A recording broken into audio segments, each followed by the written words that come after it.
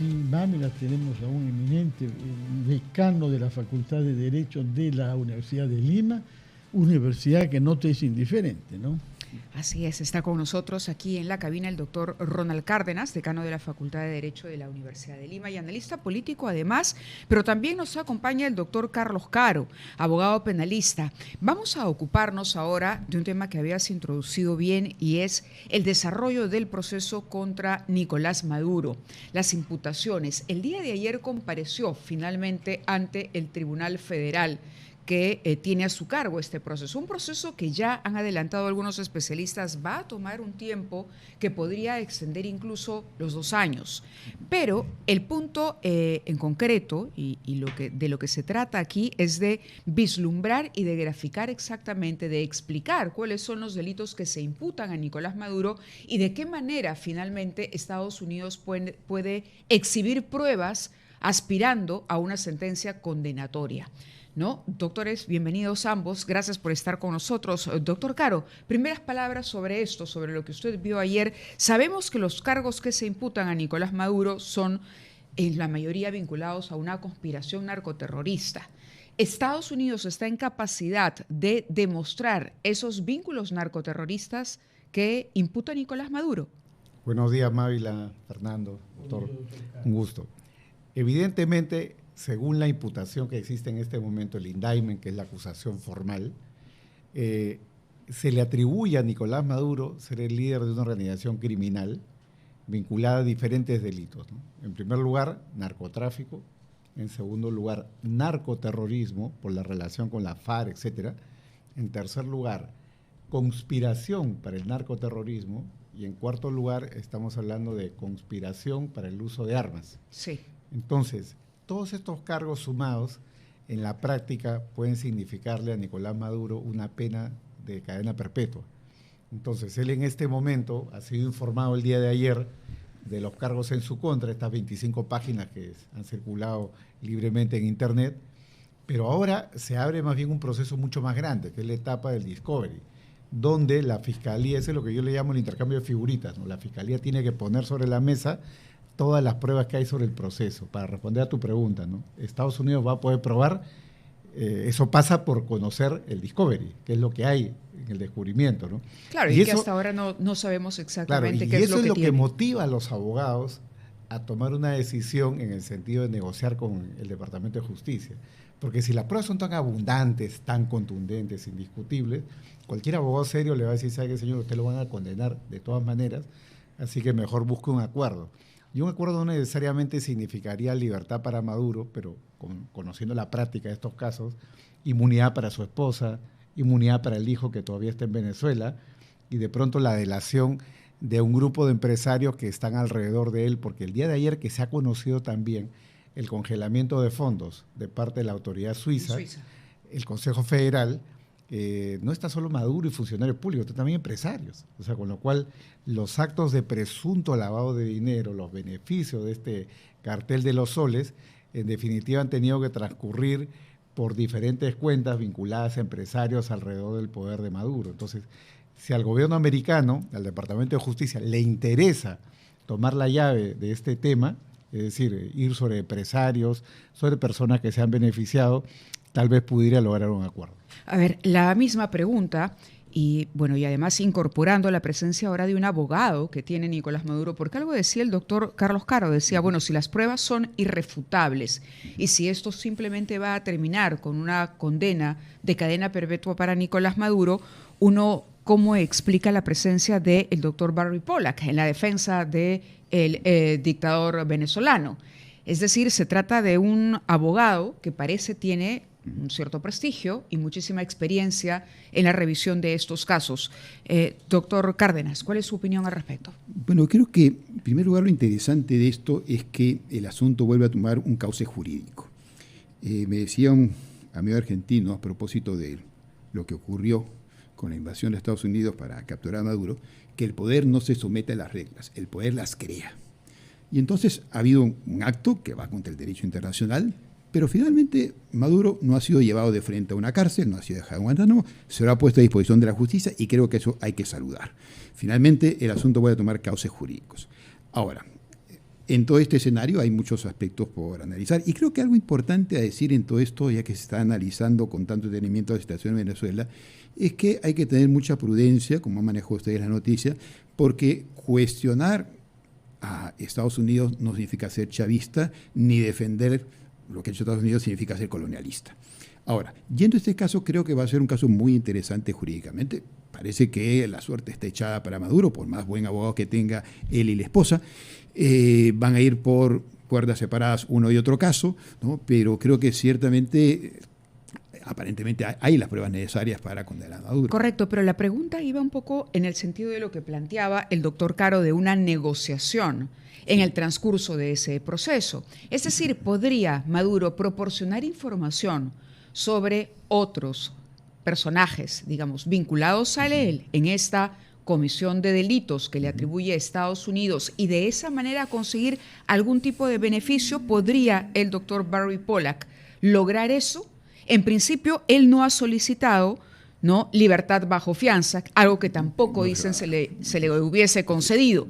Pero en el transcurso del proceso, ¿tiene alguna capacidad de negociación o podemos decir de antemano que la suerte simplemente está echada y que esto terminará con una cadena perpetua? Yo creo que la suerte está echada para Maduro. Ahora, en el camino vamos a descubrir algunas cosas. Van a aparecer las pruebas, vamos a conocer más detalles, se van a demostrar todos responsables, pero también hay un factor político que no se puede desconocer. Entonces, detenido Maduro, ya Maduro sale de la historia. El asunto, por supuesto, que debe interesarnos jurídicamente es qué va a pasar después, ¿no? Lo que hemos escuchado hace un rato, los presos políticos. Hay cuestiones de derechos humanos que tenemos que abordar, que son más importantes en sí que el propio proceso que va a seguir su curso y seguramente con bastante impacto mediático, pero realmente no creo que tenga en estos momentos Maduro mucho que negociar. No, lo tuvo quizás antes. Pudo haber negociado otra salida, no lo hizo y perdió su oportunidad. Ahora, es importante tener que decir lo siguiente respecto a Venezuela, ¿no? Trump hace muchas veces la referencia al ajedrez y para mencionar que él es un estratega político, pero en esta partida no se acaba, como es una partida de ajedrez cualquiera, extrayendo al rey y la reina. Queda ahí una serie de cosas que tienen que enfrentarse todavía y acabamos de ver en la entrevista anterior situaciones de derechos humanos bastante inquietantes y preocupantes, ¿no? Vamos a hacer una pausa, si nos permiten ambos abogados, y yo después quisiera una palabra sobre este abogado que ha mencionado Mávila Huerta, Barry Pollack, que se hizo célebre por la defensa del enemigo número uno de Estados Unidos, que era Julian Assange, el que reveló documentación privada de Wikileaks y que estuvo prófugo, estuvo en realidad escondido en la embajada ecuatoriana en Londres durante años antes de ir a Suecia. En fin, una cosa complicada. Y no lo hizo mal el señor Pollack, no hay tampoco que despreciarlo. Pero yo quisiera que me digan algo que me llamó mucho la atención. La defensa de Maduro comenzó diciendo: soy un hombre decente.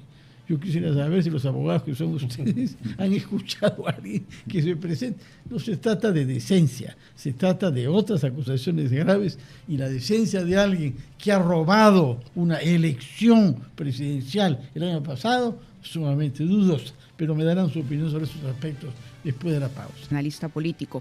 La pregunta, bueno, estamos hablando sobre el juicio que ha iniciado el día de ayer contra Nicolás Maduro. Estados Unidos presentó cargos contra el dictador venezolano que incluyen a su esposa Cilia Flores, recientemente capturados por las fuerzas norteamericanas. Esto por conspiración para el narcoterrorismo, conspiración para introducir cocaína en Estados Unidos y otros delitos vinculados con la posesión de armas. La pregunta que habíamos dejado es el rol que puede desempeñar este abogado, ¿no?, que ha sido contratado para la defensa de Maduro. Estamos hablando del doctor Barry Pollack, quien en su momento fue también representante legal del fundador de Wikileaks, Julian Assange. En un proceso como este, y a partir de la información que han publicado algunos medios independientes, a pesar de las dificultades que en el camino puso el gobierno de Nicolás Maduro, la dictadura chavista para el ejercicio de la libertad de prensa, se dice que Maduro no operó solo, es decir, no es una persona que sea el cabecilla y que con el cabecilla se acaba la organización. Por lo pronto, tenemos a dos personajes vinculados, imputados, cuyas cabezas también tienen precio en la dirección del gobierno actual. En este gobierno, entre comillas, colaborativo, Diosdado Cabello y el señor Padrino, el ministro de Guerra, ¿no?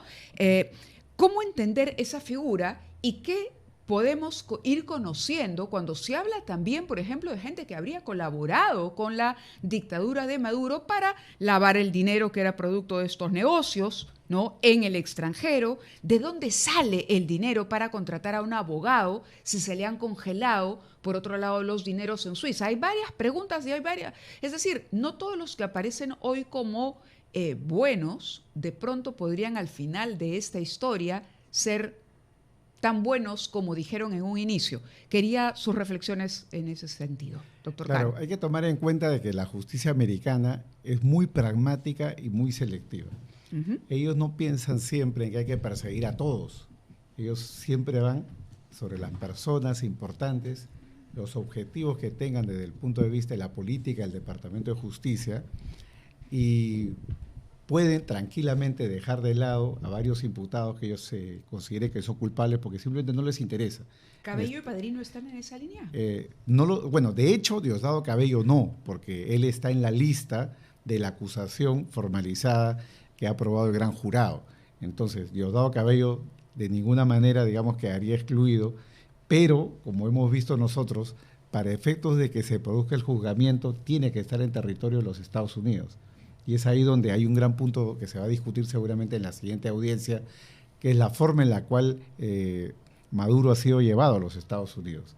De hecho, el abogado va a alegar dos cosas, ¿no? Va a alegar, por un lado, el tema de la inmunidad presidencial, y por otro lado, va a alegar lo que Maduro ya adelantó ayer de forma verbal, ¿no?, que es un secuestrado, que es un prisionero de guerra, de que ha sido extraído ilegalmente de su territorio, y de que la forma en la cual lo están llevando a ser juzgado en los Estados Unidos es algo violatorio del derecho internacional. Esa va a ser su defensa.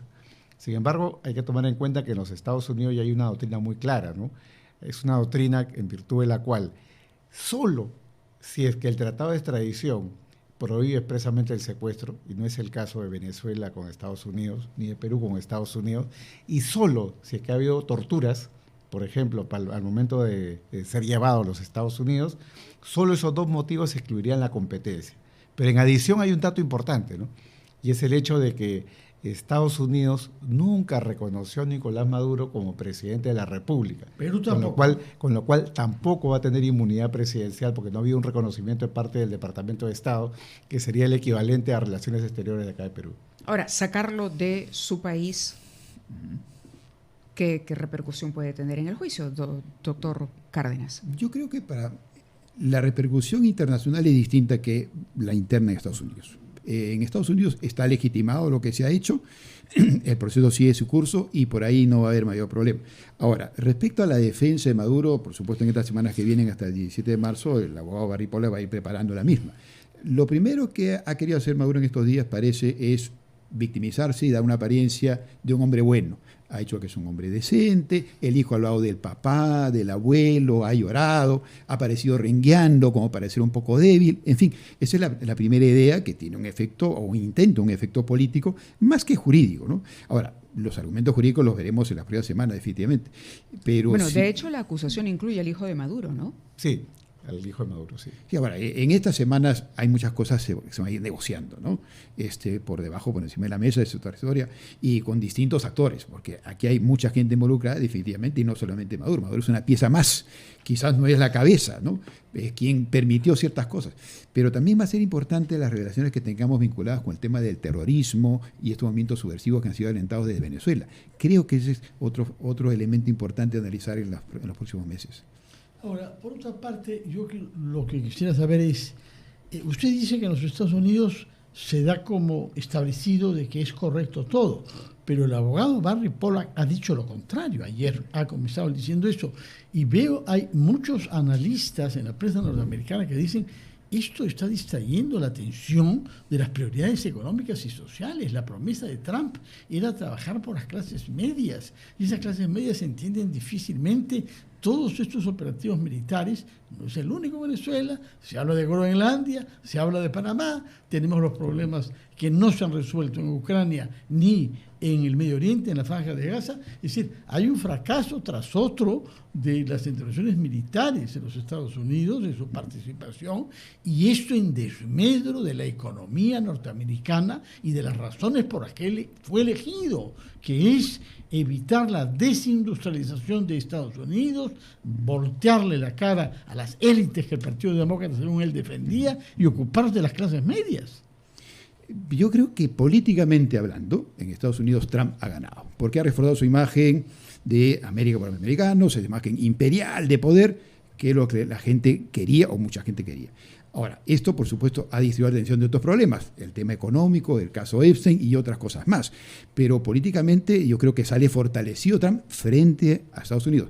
Y además que la oposición tiene también una situación ahí muy peculiar, ¿no? Que no sabe cómo responder en esta circunstancia. Así que por ahí yo creo que desde el punto de vista militar ha sido exitoso, desde el punto de vista político también, pero finalmente el tiempo dirá realmente si fue bien lo que se hizo, fue correcto o no fue correcto. Claro, y sobre eso todavía nos queda una duda. Me gustaría que ustedes nos den una interpretación particular sobre la manera en que se detuvo a Maduro. Se había puesto un precio por él, ¿correcto? Habían $50 millones, digamos, de recompensa por Maduro. Sin embargo, Estados Unidos no necesitó de esa recompensa, desembolsar esa recompensa, porque llevó a cabo un operativo que ha sido elogiado, ¿no? Yo quisiera volver, luego del gran resumen de la hora, que nos toca presentar enseguida, con sus impresiones sobre lo que supone, aún con la legitimidad que le puede dar al gobierno norteamericano su propia lectura interna, ¿no? El hecho de ingresar a otro país para sacar, ya no hablo a un presidente, sino a un ciudadano venezolano imputado por delitos. Sobre ese análisis me gustaría seguir ahondando. Vamos a las 9:01 al gran resumen de la hora y retomamos nuestra mesa de análisis. Minutos de la mañana estamos hablando con los doctores Carlos Caro y Ronald Cárdenas a propósito del inicio del juicio contra Nicolás Maduro. Y decíamos que en la acusación de Estados Unidos se comprende no solamente a Maduro, sino también a otros altos mandos, como Diosdado Cabello o el ministro Padrino, pero sin embargo, ellos no han sido detenidos aún. Y la pregunta que había quedado pendiente es cómo entender, por ejemplo, la legitimidad de la operación militar norteamericana. Para la interna, el discurso de Maduro ha sido claro, digamos, secundado además por su vicepresidente y su secretario de Estado. Pero para la comunidad internacional, ¿cómo entender que las Fuerzas Armadas norteamericanas hayan ingresado a Venezuela a extraer, a capturar a Nicolás Maduro? No han hecho lo propio con Diosdado Cabello ni con Padrino. ¿Podrían hacerlo si es que se trata de una operación legítima? Bueno, definitivamente aquí lo que hay en mucha gente es la idea de que el fin justifica los medios. Entonces, con tal de que salga Maduro, cualquier cosa. Es una mentalidad utilitarista. ¿Cualquier pragmática. cosa, incluyendo perdonarle la vida a los otros dos? Ahora, eso ya tiene que ver con el manejo político y las verdaderas intenciones que pueden haber detrás y los acuerdos que ha habido. De hecho, había algún acuerdo en el momento en que no hay ninguna reacción de las Fuerzas Armadas venezolanas contra la invasión norteamericana, el secuestro. No hay ninguna respuesta. Y que dejaran a los cubanos para que se sacrifiquen finalmente ellos, ¿no? Ahora, el asunto es con quién es el acuerdo. Y creo que otro factor importante que hay que ver aquí, hay que dejarlo por lo menos mencionado, es el divisionismo que hay en estos momentos en el chavismo. No se sabe quién fue el traidor, como también el otro problema que no puede dejarse mencionar es el divisionismo de la oposición venezolana. Creo que eso es muy importante si hablamos de soluciones y elecciones. Primero esa oposición tiene que saber conciliar y encontrar puntos de acuerdo para tener una candidatura que sea viable realmente, ¿no? Sí, por otra parte, señor Caro, usted ha hecho una previsión de cuánto puede demorar el juicio. Tenemos una sesión el 17 de marzo, pero de ahí hasta que haya una sentencia, esta sentencia adoptada por un jurado popular. Estos son ciudadanos elegidos por suerte, ¿no? Sí, claro, esto va a demorar bastante porque en este momento se ha abierto el espacio para el discovery, para el descubrimiento de pruebas. Y todo ello puede tomarse 9 meses, 1 año por lo menos, y las próximas audiencias son audiencias para ver las cuestiones previas, donde se va a discutir precisamente lo que mencionaba Mávila, es el tema de cómo fue llevado Maduro a los Estados Unidos, si fue legal, si no fue legal, y una defensa que se puede hacer en torno a la competencia de la Corte. Es decir, la Corte no es competente, no me someto a la Corte porque yo he sido traído acá de forma ilegal. Ese va a ser un argumento. O el tema de la inmunidad que también habíamos mencionado.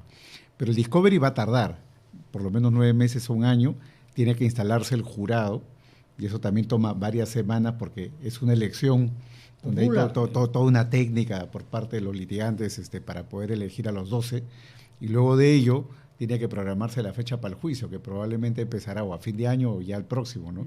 Y ya las audiencias mismas del juicio deben de tardar un promedio de 6 meses o un año eventualmente, ¿no? Entonces, es probable que recién hacia el 2027 se pueda conocer una sentencia de fondo. De acuerdo. Doctor Caro, yo quisiera que pasáramos de Nueva York a Lima. Usted es una persona con mucha experiencia en los temas que tienen que ver con la Fiscalía, y se ha oficializado la disolución de los 4 equipos especiales que se habían creado, equipos especiales ocupados directamente de los cuellos blancos del puerto, de la corrupción en el poder, de los muertos por las manifestaciones contra Dina y finalmente del lavajato. ¿Cuál es su opinión sobre esta decisión y qué garantías tenemos de que la nueva estructura operacional de los fiscales que ven esos 4 casos gravísimos no va a ser dificultada por esta decisión tomada por el fiscal de la Nación, Tomás Aladino Gálvez? Claro, hay que tomar en cuenta, por ejemplo, que en el caso del EFICOT, corrupción del poder, y era un equipo desactivado, ¿no? No de nombre, pero sí en la forma. ¿Por qué? Porque antes que eran un equipo especial en el sentido de que tenían sus propias instalaciones, tenían su propia policía, estaba Harvey Colchado ahí trabajando con ellos muy de cerca, ese equipo fue desactivado en la práctica hace ya varios meses por la propia doctora Delia Espinosa y lo integró dentro de lo que es las Fiscalías Anticorrupción. Esas Fiscalías Anticorrupción que, digamos, recibieron al EFICOT, seguían funcionando como Fiscalías Anticorrupción, pero arriba ponían el logo, ¿no? Equipo especial, con lo cual lo que ha salido hoy día respecto al EFICOT es algo puramente formal. ¿Y los otros 3 no transforma, claro. En el caso del lavajato sí hay que hacer una distinción, porque en la resolución que se ha publicado hoy, que es bastante larga, no se ha reasignado ningún lugar por ahora ni a Vela ni a Pérez, pero todos los demás fiscales han sido reasignados dentro de lo que son las fiscalías de lavado de activos. Y dice la resolución que los fiscales van a cargar sus carpetas y se las van a llevar al puesto donde estén. Es decir, no es que va a venir un nuevo fiscal y va a empezar de cero. No es que los casos van a rotarse y ahora van a haber nuevos fiscales para los casos, lo cual significaría un retroceso por parte de la Fiscalía para conocer los procesos y los casos, ¿no? Y por otro lado, se ha señalado en la resolución que todas las apelaciones, impugnaciones o lo que fuera, va a ser vista por la tercera Fiscalía de Lavado, es decir, por el doctor Juárez, que conoce cómo funciona el equipo especial lavajato. Entonces, digamos que desde ese punto de vista esa desactivación no ha sido trágica, ¿no? En el sentido de que... En el caso de lavajato. En el caso del lavajato. En el caso de lavajato. Ahora, ¿qué pasa con Eficavip? Claro, en el caso de Eficavip, como todos sabemos, esto está fundado en virtud de las marchas o protestas que hubieron a fines del año 2022, principio del 23, y esos son procesos que son megacasos, ¿no? Porque hay varios fallecidos, hay varios imputados, y desde mi punto de vista, ahí lo fundamental es cómo se articula ahora la Fiscalía, ¿no? Porque más allá de los nombres, dentro de la Fiscalía siempre hay equipos especiales en anticorrupción, en lavado, en derechos humanos. Entonces, no está clara en la resolución cómo va a funcionar esto en adelante. Porque se ha dado por concluida la designación de la fiscal Lili Lorena Gelazo Yontop. Es decir, ya ella no tiene a cargo. Claro, entra dentro de lo que son las competencias normales del Ministerio Público. Es decir, estos casos, nuevamente también, los fiscales que estaban a cargo van a seguir a cargo de los procesos, pero integrados dentro de lo que son las fiscalías ordinarias. Y en el caso de los cuellos blancos, integrados a corrupción. Importante. Con su gran jefe, el señor Inostroza, prófugo desde hace años en Bruselas. Exactamente, en el caso de los cuellos blancos del puerto, lo que se ha dispuesto también es la desactivación de estos equipos especiales, que básicamente era un equipo especial de primera instancia, ¿no? Ese es el equipo, digamos, casi de los más antiguos, conjuntamente con el de lavajato, y los procesos van a seguir con nuevos fiscales, porque han habido renovaciones, ¿no? Entonces van a haber nuevos fiscales a cargo, pero dentro de lo que es el sistema anticorrupción, que es donde le correspondería en términos generales que se sigan estos casos, ¿no? Pero mi valoración general es ambivalente, ¿no? Porque yo sí creo que los equipos especiales son fundamentales, esenciales para el inicio de un proceso, para tener una visión general, buscar coherencia, no duplicar pruebas, hacer sinergias, pero también hay que ver la cuestión organizativa, ¿no? Tampoco los equipos especiales pueden ser en general eternos, ¿no? Tienen que tener un límite. Doctor Caro, muchísimas gracias por estar con nosotros. Mávila. También las gracias al doctor Ronald Cárdenas por acompañarnos esta mañana.